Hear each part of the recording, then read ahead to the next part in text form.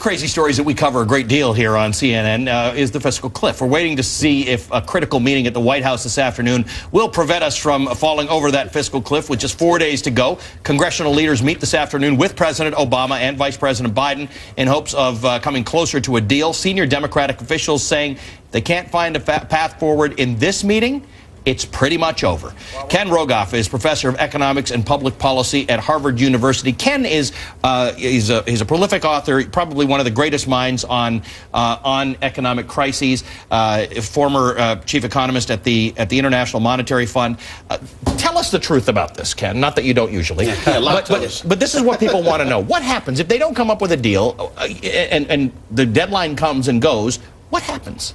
Well, most likely they'll reach a deal in a few weeks. There'll be this hue and cry. Everybody will be screaming because their taxes are going up and spending went down, and they'll come to a deal. This is an artificial crisis. We have a 20, 30-year path that doesn't work.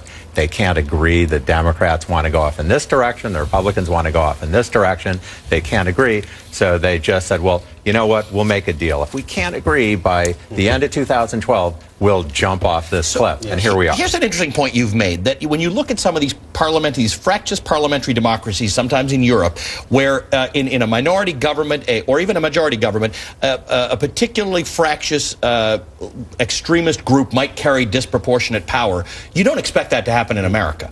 But that's kind of what's happening here. We're like the worst of a parliamentary system right now. No, that's absolutely right. That's the thing that's really ugly here is for all the things we complain about our government, it's pretty darn good compared to most countries.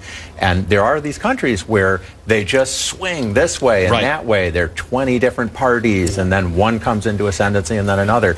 And we're in this situation where there's no, iron center here to anchor things. And it's not just this fiscal cliff. It's everything. Whatever they agree on. It is everything. I mean, I'm sorry, we are in a quasi-parliamentary system. We have the highest level of party line voting since the late 19th century with political institutions that really aren't built for it. I mean, our structure does not really allow for this level of partisan unity. So my question is, as you kind of look at this, as you point out, we are on an unsustainable path in the long run in our fiscal kind of situation. Republicans and Democrats have to live with each other probably for the next 4 years. At least for the next 2 years, likely for the next 4 years.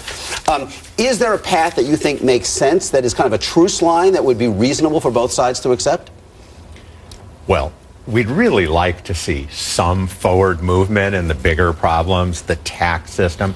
There are actually things we need to spend more money on, some things we need to spend less money on. It's dysfunctional. And those ideas are out there. They've been discussed, but they've reached this point where both sides are just saying, I'm going to hold my breath until I get my way. I think that, we talk about this partisan bickering is one thing, but I think you really need to remember that there are real Americans who are going to be affected by this. If we go over the cliff on January 2nd, the payroll tax goes up by 2 percentage points. 2 million Americans who have unemployment benefits will no longer have them. And I think that it's important to remember, for those people, that's not nothing. That's really, really important. And I think that our lawmakers need to remember that. Plays into something Ken often says, because we keep on saying that this could reduce economic growth enough that it sends the U.S. into a recession. You're of the school that for many reasons we may still be in a recession. Oh, yeah. We still haven't recovered from 2008. We have an unemployment rate still near 8%. We're way below where we would have been. It's a bad time. As much as it's a created crisis, it has real consequence. But it's part of why we're having the crisis. If we were booming, they could come to a deal a lot easier. It's in these banana republics, as you mentioned, that we don't want to be like. It's exactly when things aren't going well that they can't agree on anything. Can you call this an artificial crisis?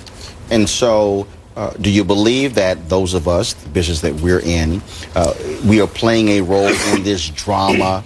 Because when we say artificial crisis, that means, look, come January 1, it's really not that big of a deal.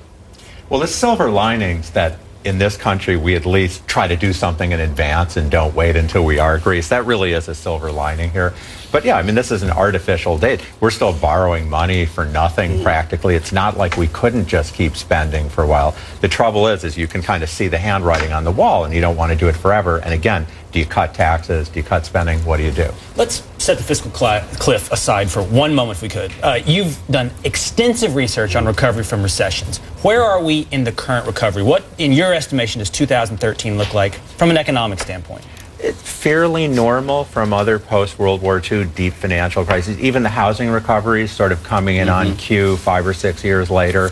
But sort of, the good news is that there's stable underlying growth, probably. The bad news is you don't get the zoom that you get out of a typical recession. Year 5 of a 7-year process, kind of in more than 7 years. More than 7. Last time you were here, you said last time I was here with you, you said we were halfway through kind of the regardless of who wins in 2012. We were only halfway through, and the next 4 years would not look very much better than the past 4 years.